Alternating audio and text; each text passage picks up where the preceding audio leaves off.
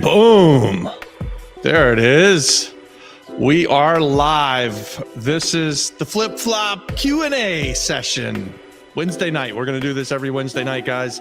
I think we should have a theme here. So the theme of the week seems to have been syndications. So we had our good friend Juan Carlos on talking to us about syndications just the other day for the Flip Flop Power Hour.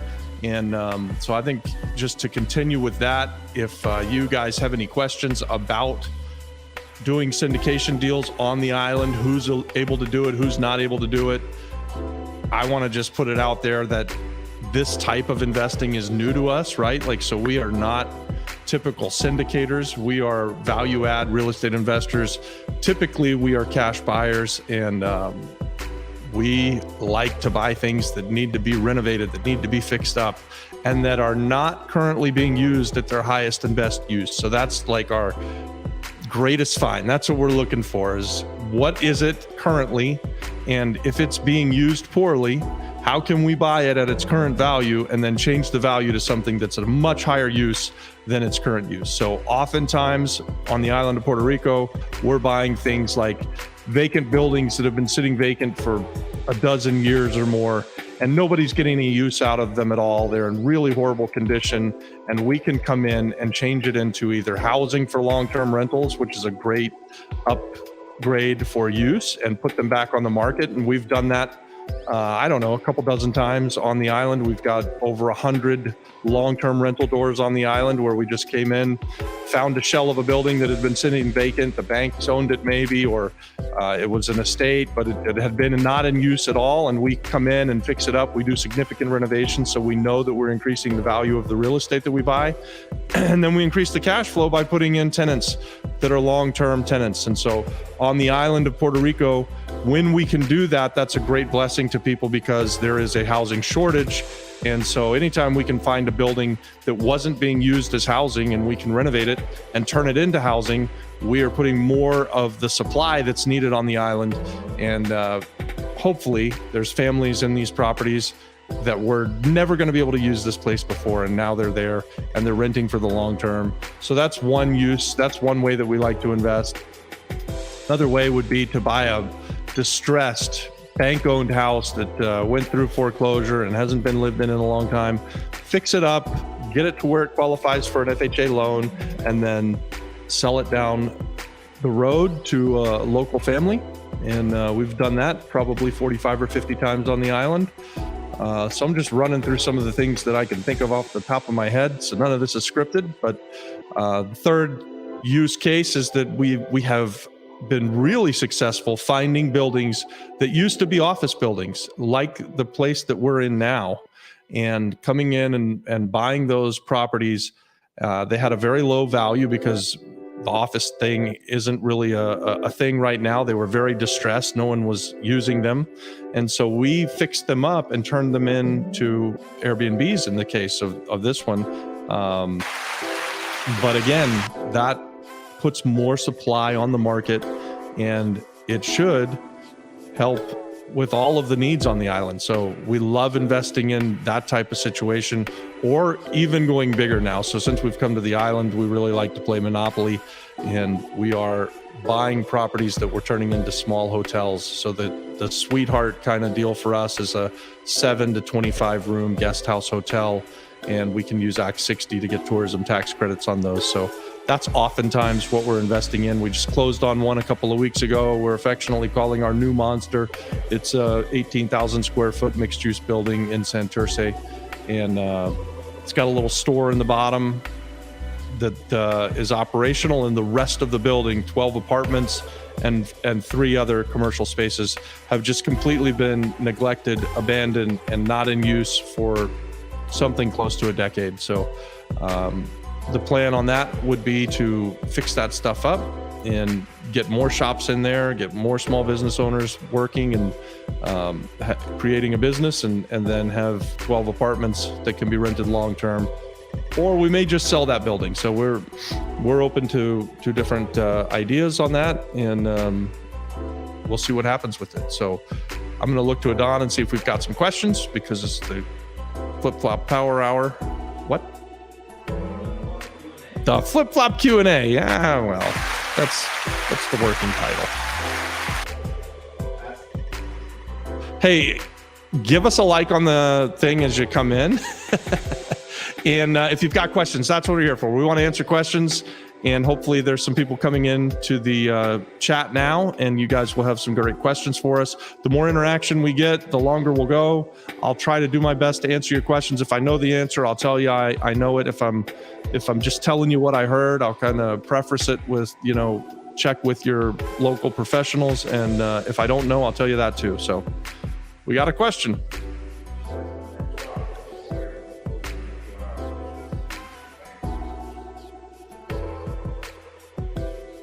So I think the question is, do you need a lawyer when you're closing a property in Puerto Rico?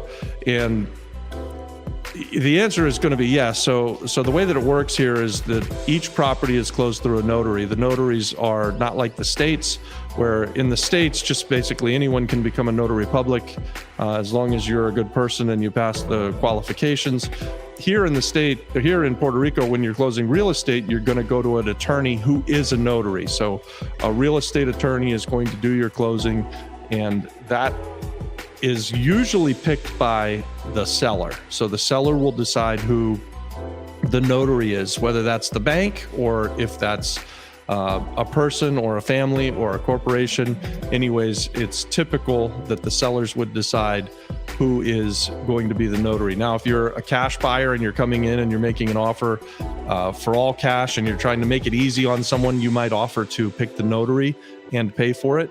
And that would be a good sort of extra benefit that you can give to someone who you're buying a property from. So yes, in Puerto Rico, you're going to have a lawyer. It's going to be the notary. They're on every transaction. So find one you like. We have a couple on the site that we recommend. So if you email us at the flipflopflipper@gmail.com, the flipflopflipperpr@gmail.com, and we will, I just butchered that, you guys, but Adon's got it up on the screen. The flipflopflipperpr@gmail.com. Send us an email and I'll connect you with the great notary so that you can get connected with someone who we've done lots of business with, and they hopefully will give you great service too.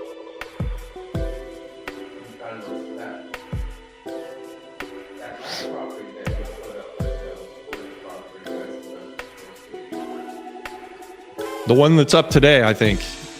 Yeah, so that is a rendering that we put up of the property that's there. In the listing that Adon put up. You can see sort of what it looks like now and what it can look like. We do those renderings so that we can give people an idea of what, if we close on it and build it out, that's what we'll try and make it look like. And it's something that in this case, we're at least currently trying to be a wholesaler. So we have the property under contract. It's our intention to close on it in about a month.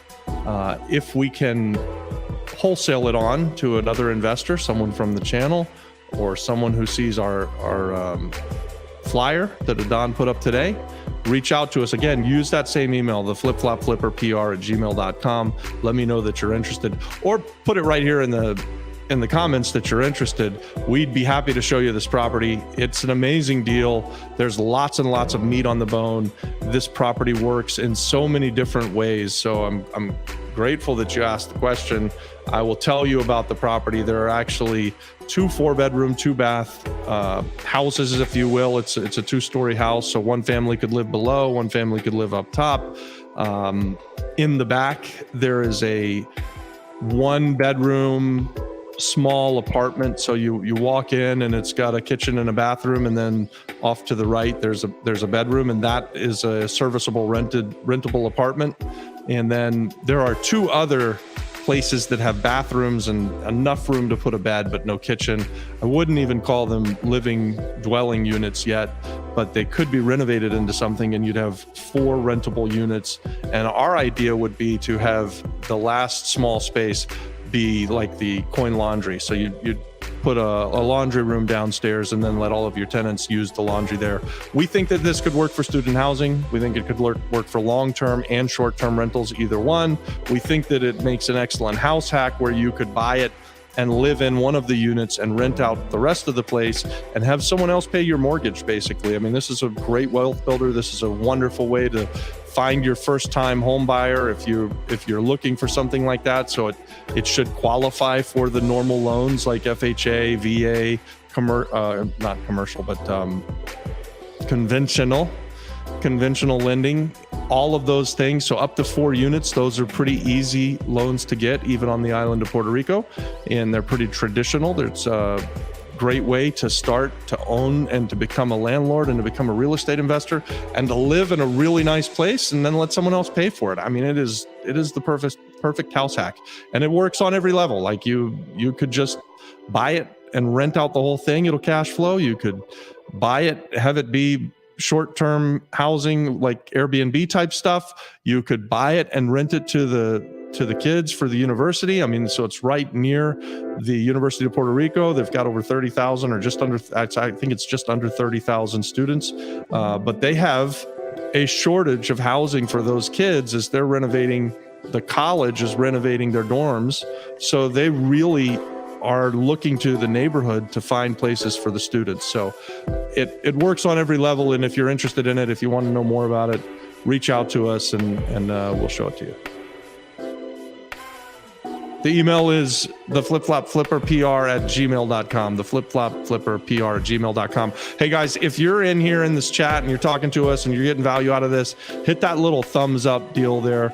That really helps with the YouTube algorithm, and we're grateful to have you guys here. If you haven't already, subscribe to the channel. Go ahead and do that too.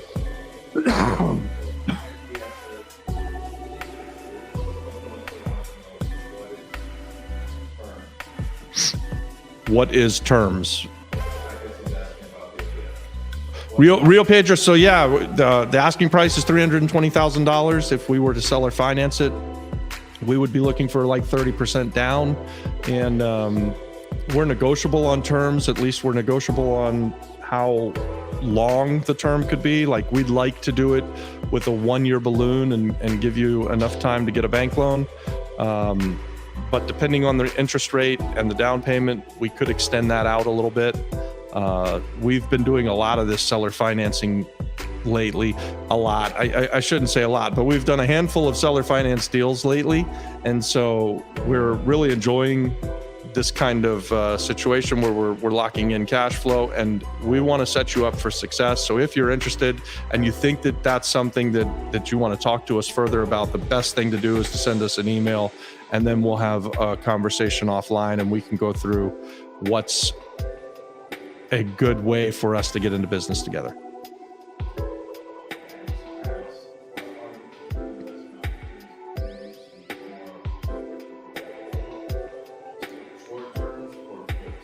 Is that Lance Hernandez?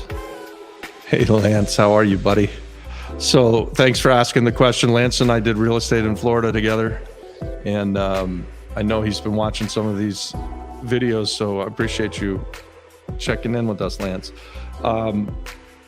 There is opportunity in Puerto Rico at every level.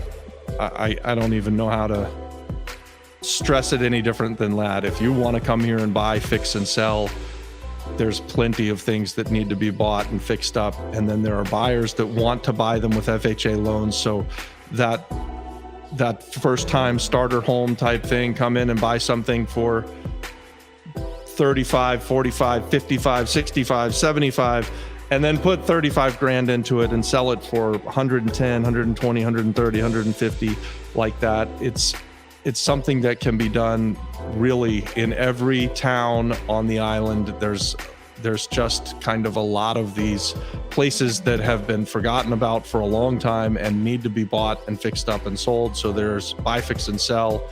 We really like to keep things, so we are doing the buy, fix, and rent. And you can come to Puerto Rico and find a property again that was a 7-family home. There, 4 families to maybe a 10 family is a building that you can find sort of readily available. They're lots of them that are very distressed that nobody is living in.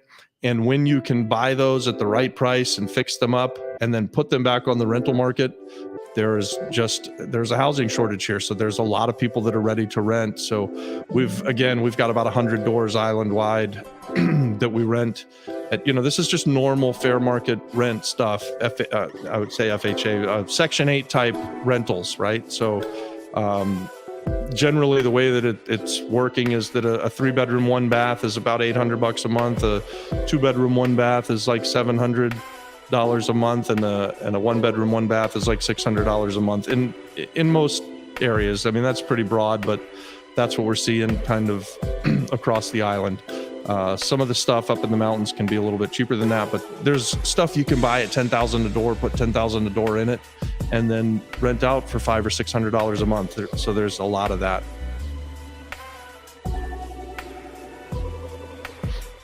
Did I answer all of Lance's question there? All right. How are you finding deals if you can go into that? Yeah. So thanks for that. I love the question. When we first came to the island 5 years ago, we were just going straight to the banks, and we were buying the bank-owned properties, and that was how we would find like everything that we bought. For the first 2 years, we only bought bank-owned. Now we are occasionally buying from direct to seller. So just driving markets and looking at things that are for sale. The way that we actually are finding many of our deals is that people bring them to us. So we've got the YouTube channel. We participate in a breakfast that meets every Saturday, and we are kind of out and about, and we're known to partner with people. That's why we do the YouTube channel, and we're inviting people to partner with us. So we have a lot of people that just bring us properties. I think today I had at least 3 people reach out to me through social media and tell me about different deals all across the island. And so I go look at everything. Like, at least that's what I try to do. If someone asks me, hey, do you want to come look at this house? We've got this house that is completely distressed, and it could be fixed up and maybe sold for 70 or 80 grand. And we could buy it for 5 or 6 grand. I'd go look at it. If somebody calls me up and says, hey, Robert, do you want to come look at this multi-million-dollar house in Dorado and see what that looks like? It needs to be torn down and then build a big $20 million house. Even though I'm never going to buy that and I'm never going to do that deal, I go look at that. So I've done everything from going to the $5,000 house to going to the $7 million teardown, and all of the stuff in between. And when I say that we look at a lot of real estate, I think even when I'm not trying to buy stuff, I look at so much real estate that it'll turn your head. I tell people all the time who are trying to get into being real estate investors, how do you learn to be a real estate investor without going and looking at a whole bunch of real estate? So I'm encouraging you, get in the car, drive around, call on every sign that you ever see where it says Se Vende. You call them up, hear what it is. The realtors will tell you it's a 3-bedroom, 2-bath, it's this, it's that. Ask them what kind of work it needs. Ask them if they've had offers. You'll hear and you'll learn so much by taking that and doing that effort. So I really encourage you, in Puerto Rico, drive the island, door knock, call on all the signs. That's how we're finding a lot of stuff. Carlos says, I started to see all the videos on YouTube to learn from you guys. I don't know what happened, but Adon just hit a button, so.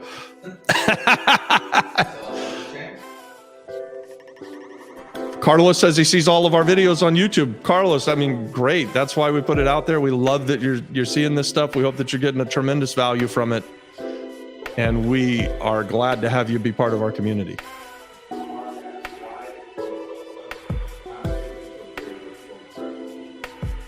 Whew. Because it's not going to appraise. I mean, that's the truth of it, right? If you are seeing these houses and they're in really good shape, and they're telling you right up front, hey, this house is for sale for $500,000 and it's not subject to appraisal, it's because they're afraid that it's not going to appraise. And so that means that you need to be a cash buyer. I tend to not look at properties like that. This is, again, we're value add investors, so I don't get appraisals on things. Generally speaking, we buy things very well, or we at least know that we're going to be adding most of the value, so that we're buying things again at a use that's way down here as like an empty house that's distressed, and so we're not paying top dollar for it. But generally, when a property is out there for sale not subject to appraisal, that means that they're pricing it above appraisal. That's what that is. So everyone who gets mad about these prices going up, get mad at those people that are demanding to sell their houses above appraisal, because that's what's driving the market. And then I have to say that on the other end, people that come to the island that are willing to pay above appraisal, that isn't typically us, right? Like, it's I can't remember a time where we were buying something above appraisal, unless it was something I wanted to live in. And even then, I'm looking for a house now. I've been looking for quite a while. I just can't find it in myself to pay above what something's worth. So I feel like I have to get a good deal, or I'll just be homeless for a little while.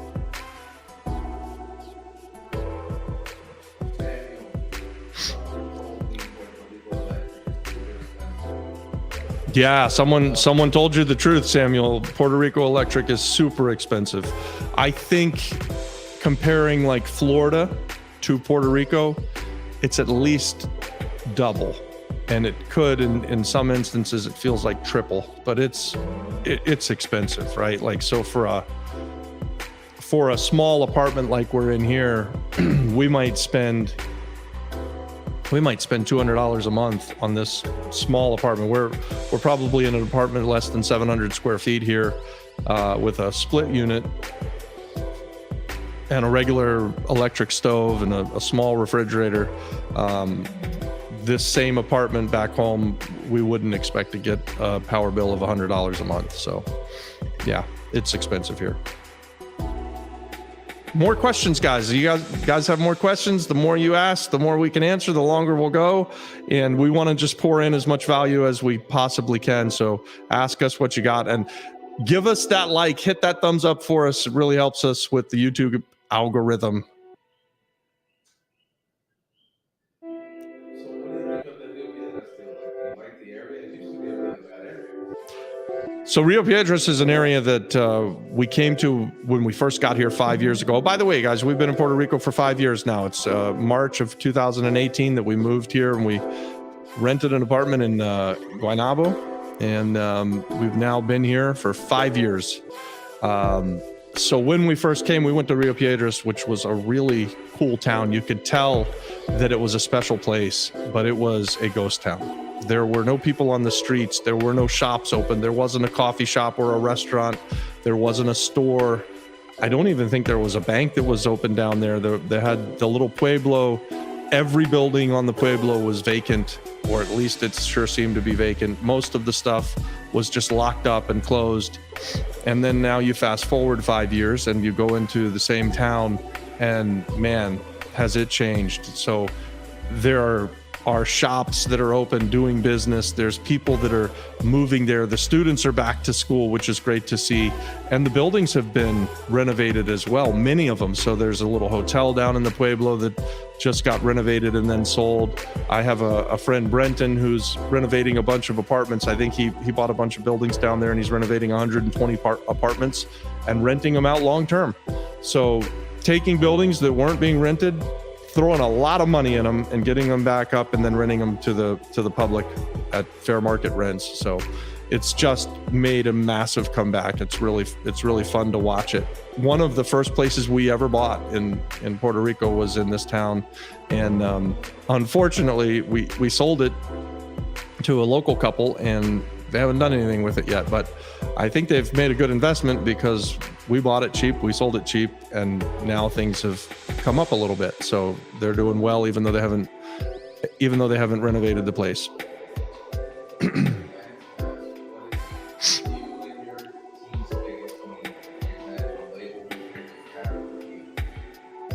Yes.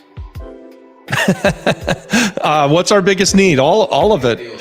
Yeah, so we have a lot of deals, so I think we're sort of deal heavy, Lance. We have more deals really than we can do, and so for the last 18 months, even I thought we would buy more this year. Even now, we're finishing up a bunch of projects, and we're slowly getting our appetite back to buy. And Lance, you know that I have in the past bought at a pretty high rate.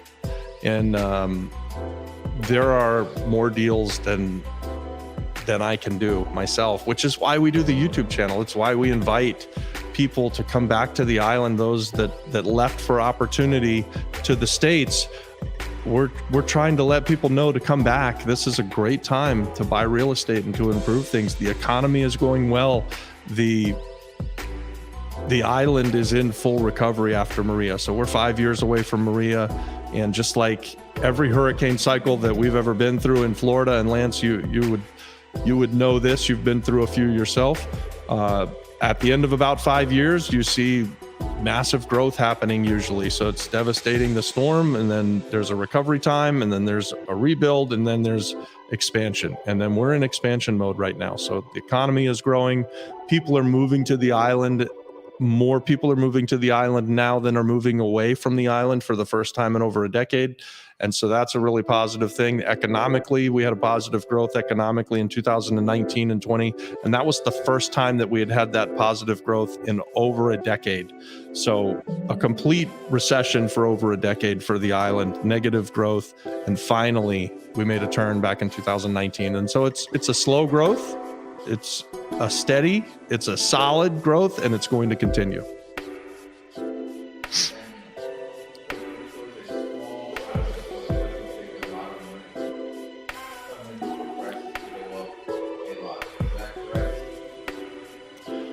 Well, Puerto Rico is a small island. It's 100 by 35, I think, 100 by 33, something like that, 100 miles long by 35 miles wide, roughly. And that I would say is not a small island, but it's not a huge island either.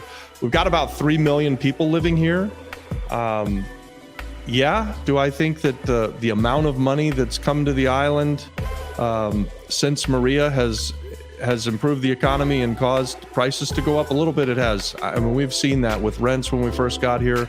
I think rents have been rising at a steady rate, and they're probably up 10 to 15% since we came to the island. And I gave my idea on what long-term rents are. Kind of, that's a real general 800 for a 3-1, 700 for a 2-1, and 600 for a 1-1. I think when I came to the island, it was 550, 650, 750. So it's gone up.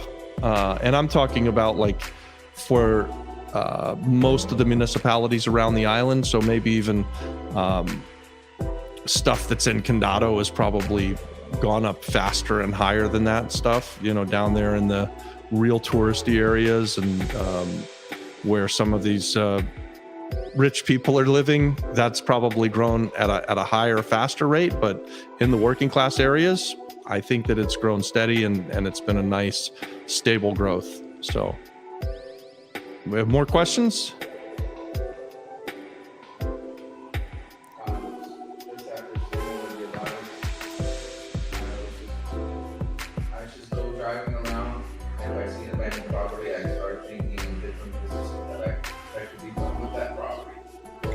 Man, that's awesome, Carlos. That is, that's the mindset that I had when I first came to the island. And I remember calling my son and telling him, hey, you've got to come check this out. Pick a business, right? Like, so it didn't matter, and it still doesn't. Like, Puerto Rico has a growth economy right now, and a small business that starts today is going to be able to grow into this economy as it rises. And so it's really cool to see these buildings that are sitting here that can be repurposed and think about their highest and best use. That's one of my favorite things to do, is to look at a piece of real estate and look at it with a mindset of, okay, right now it's sitting there doing nothing, right? It's just kind of an eyesore. It's dilapidated. It's, you know, at best, it's just an empty building. At worst, they're doing drugs in there. It can be quite a bit worse. But what could we repurpose the building to? Could it be a coffee shop? Could it be a restaurant? Could it be a hotel? Could it be long-term housing? There are so many things that these properties can be and should be that's much higher and better use than what they are is just sitting there as an eyesore. So I love that you're looking at it that way, and thank you for the comment. Samuel says, hey, I sent you an email this afternoon. I'll buy that deal off you if you want. Okay. I haven't seen your email, but we're going to look for it. I did. I told him to call after. All right. So yeah, if that's we will try and reach out to you after the live. Let's talk. And what's that? Hi, Robert. I'd love to buy the distressed property in Puerto Rico that could turn into an Airbnb. It would be awesome to meet you. Maybe the property too. Would you have a weekend? Yeah, so this weekend. And we'll call you after the live. We'll set it up. So that's why we put it out there, guys. You know, we're in the business of doing real estate deals, and we love to invite people through our channel and through our connections to do more real estate deals, right? Like, so Lance asked the question, I think earlier, or somebody asked the question about what we need. Well, there's enough deals here to go around for everybody. So love it that we could participate in that with you.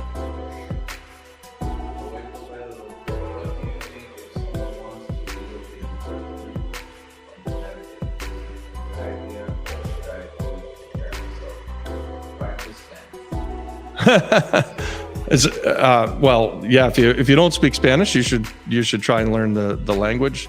I came here to the island without really speaking a word of Spanish, and Adon is a patient teacher. Maybe the only part of his life that he's patient with. He's patient with me because I can't roll my R's all that well, but I've got to where I can order coffee pretty well, ask for directions. I can read the menu. I can understand a lot of Spanish, and I can have a very bad broken Spanglish conversation. and I feel a little bit ashamed that I haven't gotten better. So it's definitely one of my goals is to do better with the Spanish speaking. But what to expect if you move from Connecticut to Puerto Rico? And should you do it? If you have a heritage here to the island and you have a reason to come and see Puerto Rico, and actually if you're within the sound of my voice and you haven't come and seen Puerto Rico, I mean, guys, I say that I'm the biggest cheerleader of Puerto Rico. I believe we put out more content about Puerto Rico, especially Puerto Rico real estate investing, than anybody else on the planet. And we believe that it is a great time to come and live and invest and be part of the island, right? Like, so yeah, I've been saying this for like 3 or 4 years now since I got here. If you're thinking of doing something in Puerto Rico, if you're thinking of moving here, if you're thinking of buying something here, if you're thinking of investing in something here, do it. It's a great time to do it. Absolutely. I'm fully nothing but positive about that. I think it would be a great move for us. Moving to Puerto Rico has been really the best decision that we've made. And we've had a series of successes over the last 25 years. I've never done anything other than buy real estate and fix it up and sell it, or buy it and fix it up and rent it. So that's what I've always done. And I do that wherever I go. But coming to Puerto Rico was just the best decision. So I was looking for a market back 5 years ago and pretty much had settled on, I'm either going to go to Puerto Rico or Chicago or Indianapolis, Indiana. So Chicago and Indianapolis are kind of the same market. It's cold. And so Puerto Rico was a much better choice. And once I realized how nice Puerto Rico was, and I came in at Christmas 2017, the lights were still out from Maria, and I fell in love even during that, and just so glad I made that decision. So yeah.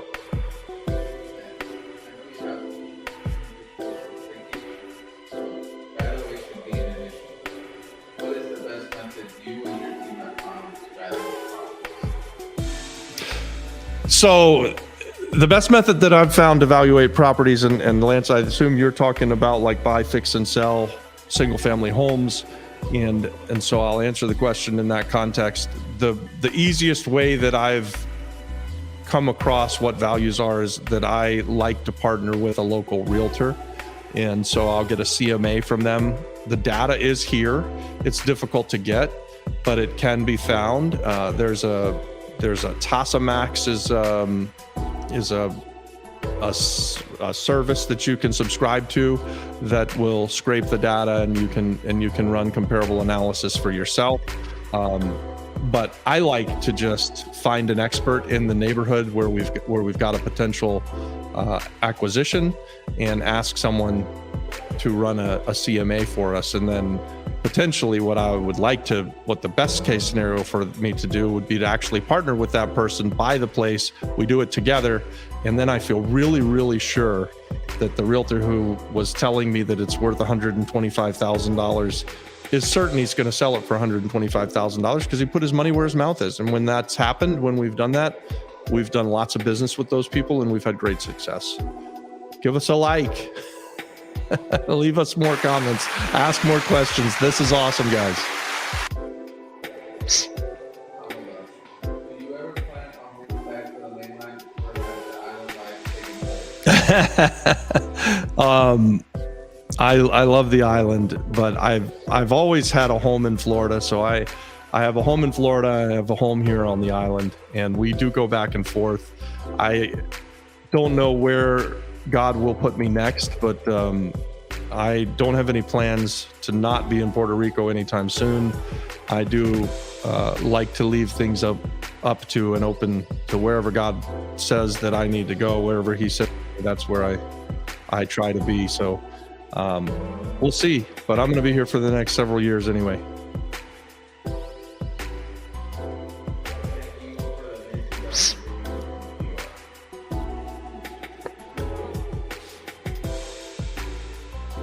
Thank you. Thank you for the comment. I appreciate that.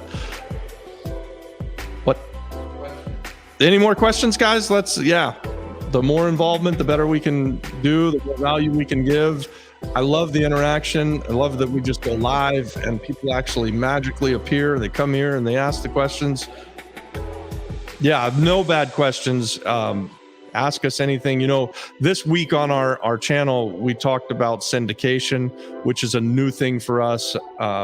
We have traditionally partnered with people who have money and do one-off partnerships. And so the way that would look is that I would find a property to buy, and I would partner with someone who's got some money. They'd put in the money to buy it and a portion of the renovation, and then we would put in the rest of the money and do all of the work.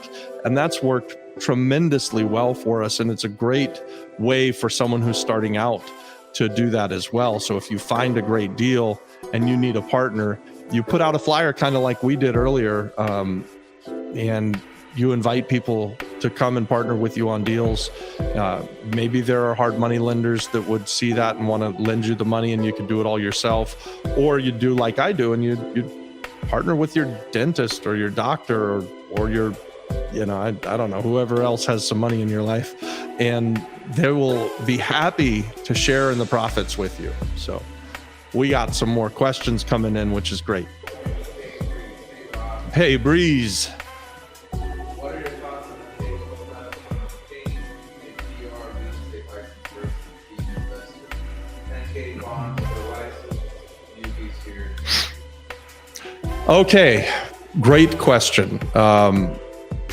I am not a real estate agent or broker in Puerto Rico. For 20 years, I had a brokerage business in Florida. We never did much with it other than we would list our own houses for sale. When we would fix things up, we'd put them on the MLS. So when I came to Puerto Rico, it didn't make any sense to keep that. We let that go there. I'm perfectly happy being a real estate investor and not having that license, but I can't bash it the other way, right? Like, so if you are a licensed agent, then you're going to be offered some different opportunities than I am, right? Like, so I have really only one avenue. I'm able to buy things, and if I can't buy it, and I pass it on to a realtor. I've got a lot of realtor friends that I would turn people onto and let them list it, and I'm really happy to do that. But if you are working with a real estate broker and you're an agent, you're going to naturally get some opportunities that I wouldn't have. So I could go either way with it. I don't think you have to have it in order to be a successful real estate investor, and it's become less important to me as I've gotten older. We're doing bigger deals. We're more often now buying a mixed-use commercial building than we are a single-family house, and it's just I haven't had a need for it. So I hope that answered your question. Mark, we always talk about the West Coast. Have you thought I was just in Rincon today. I drove down last night, and it took forever to get there, but we love it in Rincon.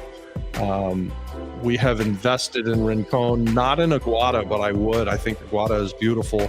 I really love the West Coast. It's got a very, very different vibe than the metro area does. So San Juan is a big city, and everything else is kind of more relaxed and not a big city. So I'm really interested in hearing about more opportunities in Aguada, Aguadilla, Morovis, Manatee. That whole kind of north heading west coast is a very, very attractive part of the island. Arecibo, we've done some things in. So yeah, I love that. I love that part of the island. how did you start in real estate? Did you have a full-time job, or did you do real estate on the side? And then Samuel. Yeah, Samuel, if you haven't heard this story before, many people who've watched anything I've ever done have heard it, but I'll say it again. I was a really bad employee. I had a job with Florida Hospital in Orlando, Florida, out by Disney, and I had a problem, an altercation with my boss, and so the handwriting was on the wall that I was not going to be long for this corporate job, and I actually quit my job and bought a house within probably, I would say, less than a 10-day period of time. Like, so I had this altercation and I couldn't sleep at night, watching a guy named Carlton Sheets. At night, he could run these infomercials, and his trick was that you can get into real estate with no money. And so I was just young enough and dumb enough to believe him. I quit my job on like a Monday, and I closed on my first real estate project like the next Monday. So within like a week. And so I became a real estate investor. I had no credit. I had no job. I had no money. I had a negative net worth. I had everything going against me. The only thing that I had that was going for me, and this is the truth, the only thing I had that was going for me was that I was just young enough and dumb enough not to know that I shouldn't be doing what I was doing. And thank God that I didn't know how dumb I was to be doing what I was. Because had I never would have done it. So I literally jumped out of a nice, good, cushy corporate job and into the frying pan of needing to provide for my family. And so that's how I started in real estate. Yeah, so thank you for the question.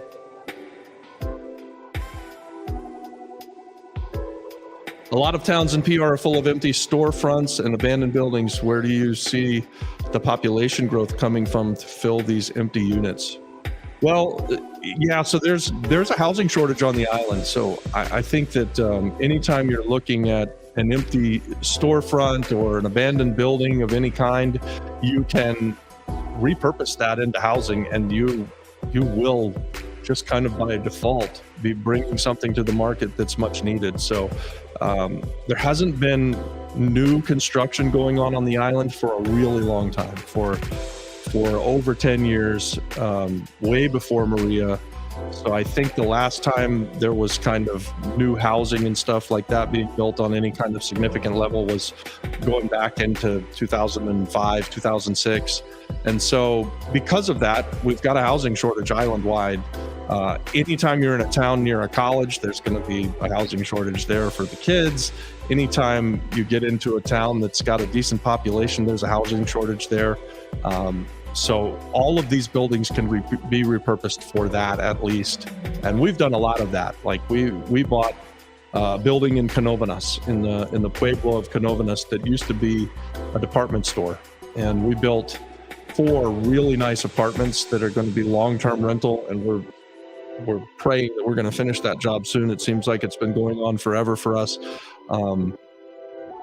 We have 4 super nice apartments there above what used to be a store, and then downstairs we're going to have a market. So we took this 13,000 square foot building and we call that the Green Monster. Now, I just told you earlier we have the new Monster. So that Green Monster, we bought that building, and really the idea was, let's make housing out of it. So we've got 4 apartments there, and we expect that we'll be able to rent that and get some great tenants, and hopefully we'll create a market where people can go start like a pop-up business and give people an opportunity to start a new business as well. So I don't know what Adon's trying to tell me right now. More questions. We need more questions. Yeah. Not only do I not speak Spanish well, but my sign language is really awful too. I'm a little slow on the uptake, guys. They love the show. My family sold it. My family sold it all back in the States and moved here last October. We love it. The best move ever. Trying to buy a house on the northeast side. Any suggestions for a cash sale? Awesome. I'd be interested to hear where you guys moved from, and congratulations on making a move. I'm thinking, so you are looking at the north, so that's like Fajardo, northeast, that's like Fajardo, Naguabo, that kind of area, probably even going down to Humacao. And yeah, I think that if you've got cash, there are places that you can, well, you put the damn TV up there, so I got to look at that handsome guy. Don's saying I got to look at the camera. This is new to me, guys, this setup, so I apologize if I look off into space and get squirreled. Hit us up with an email, and we will try to connect you with some great contacts out there. We've got a couple of realtor friends who could share some things with you. So it's flipflopflipperpr@gmail.com, the flipflopflipperpr@gmail.com. If you send us an email, I'm trying to get everybody and encouraging everybody to reach us at this email so that we can at least periodically go in and grab all of the stuff that we're getting there and make sure that we answer all of your questions. So thank you guys very much for being patient with me. I've got people reaching out to me on like a dozen different social media things, and so if you can remember, the flipflopflipperpr@gmail.com. All right, Lance, with converting the storefront or commercial to residential house PR zoning, is it similar to the States? Yeah, so that's a great question, Lance. Thanks very much. It's similar, right? Like, so it's easy to change use if you have a commercial use, right? Like, so if you find a commercial building, it's sort of easy to change that use in many situations to housing. It's less easy to go up than to come down, if that makes sense. So if you have a zoning that allows for a higher density, it's easy to come down. If you have a zoning that calls for a lower density, it's harder to go up, which is actually very much like the States. So yeah.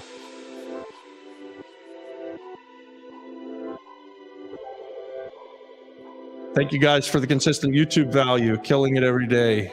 Is the constant changing studio a metaphor for real estate investor life?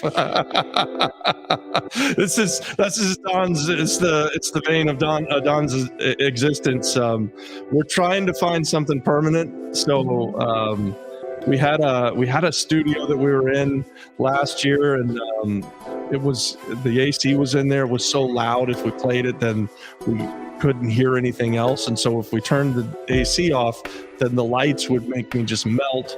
So I hated that, but it was where we were for a year, and then now we've been in 3 or 4 different places, and we keep playing with trying to find something permanent. So right now we're in something, unfortunately, that we won't be in after tomorrow. This apartment, Linda is about to finish up, and then we're going to have it on the market. So that's the story with that. We're going to be on the move again. Are there any produce farms in Puerto Rico? I picked a lot of produce growing up, but I didn't really see any farms. Farming's coming back to the island. I'm not super familiar with it, but coffee is a big thing. We've got all kinds of fruit growing on the island. Yes, there is farming, and yes, it's coming back. Who's that?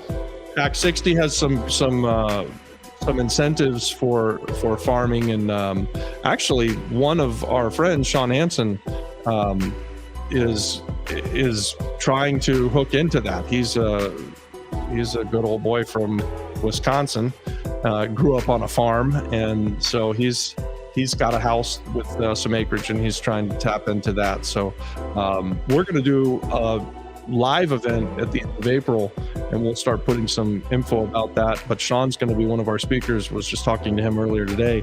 I'll ask him to tell us about the credits through farming in Act 60. I think that would be really fun, because I don't know what those are. I've just heard that they're around. So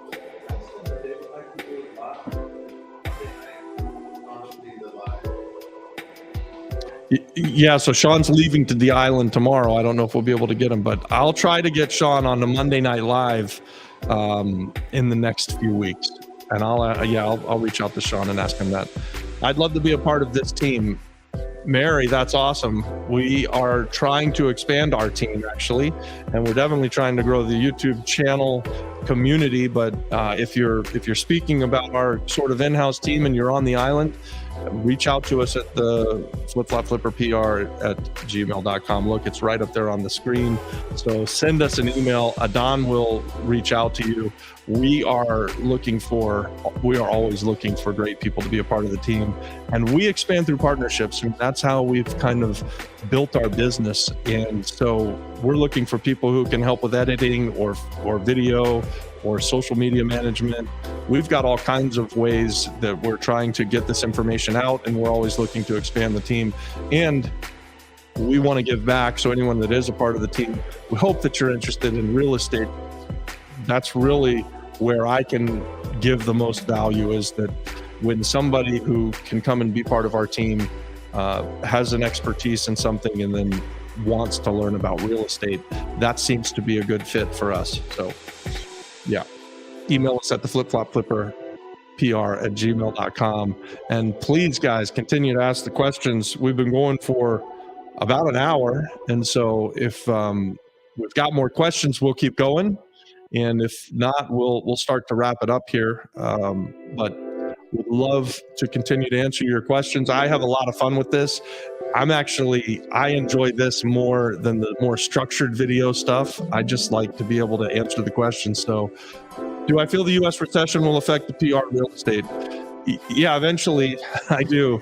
I've been wrong about the U.S. recession every time I zig when I should zag, and thankfully it hasn't hurt me, but I thought we were going to really be in something bad when this COVID thing started, and who knew? It just exploded, the real estate, and we took everything off the market and rented it all out, and that turned out to be a good move, but it wasn't for the reasons that I did it. I was just battening down the hatches and preparing for the worst. And I think what happens and what they say about Puerto Rico is if the U.S. gets a cold, then Puerto Rico gets the flu. And so there are some reasons that I believe Puerto Rico has some insulation at this particular moment in time. And that is basically that since Hurricane Maria and then with Hurricane Fiona, there's just been this massive dump of capital on the island. So through the stuff from the U.S. government and through insurance, and then during COVID, the amount of wealthy people moving to the island, there's an absurd amount of capital on the island of Puerto Rico. So that should insulate us for a time being for the time being, but that is something that can't hold out forever, right? But I think that we will eventually be affected by something that lasts for a long time in the U.S. I just don't know when that's going to happen.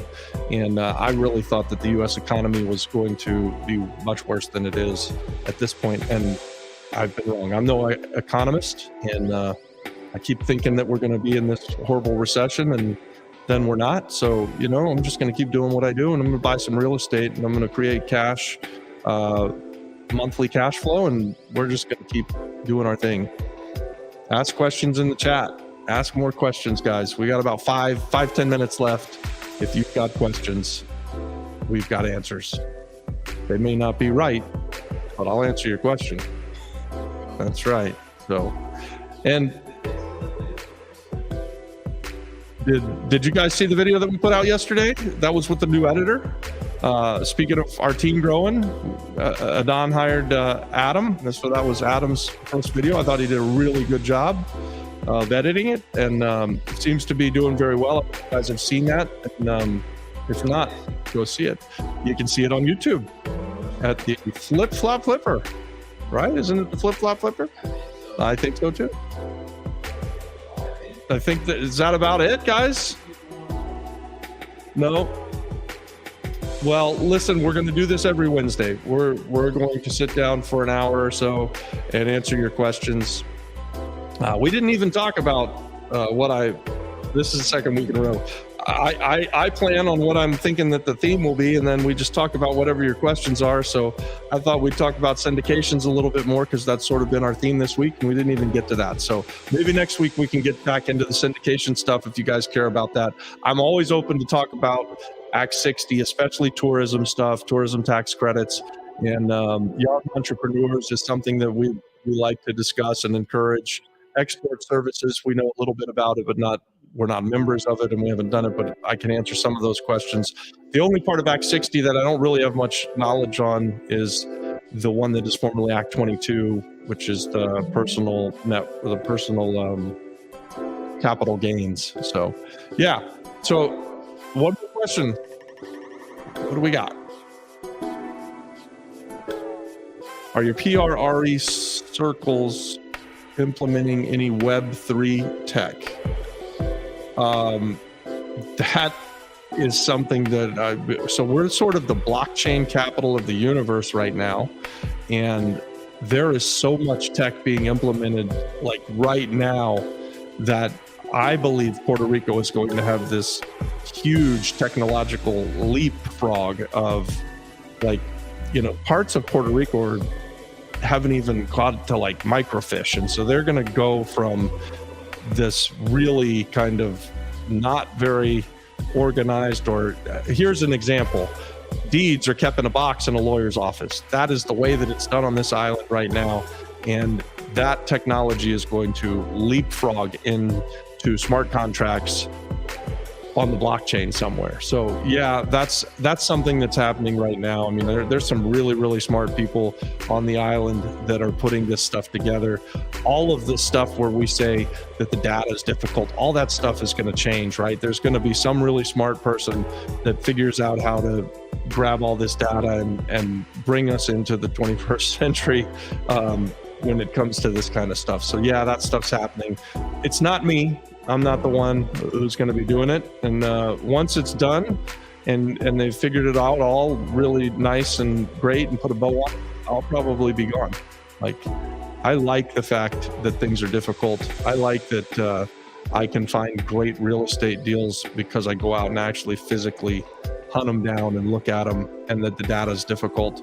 When things are easy, it's easy for everybody. And so then the market will tighten as well. So, hey guys, I appreciate it if you would like and comment and share this live that we've just done. We try to get this information out there, and we hope that we are giving you guys value. And thank you all for spending an hour on your Wednesday with us. And we'll see you next week. And email us at theflipflopflipperpr@gmail.com, and subscribe to the YouTube channel if you haven't already done it. Samuel, let's talk. Yeah. So I think Adon sent the number. So when we get off this live, we'll jump on a phone call. All right, guys. I think that's going to do it for us. God bless you and good night.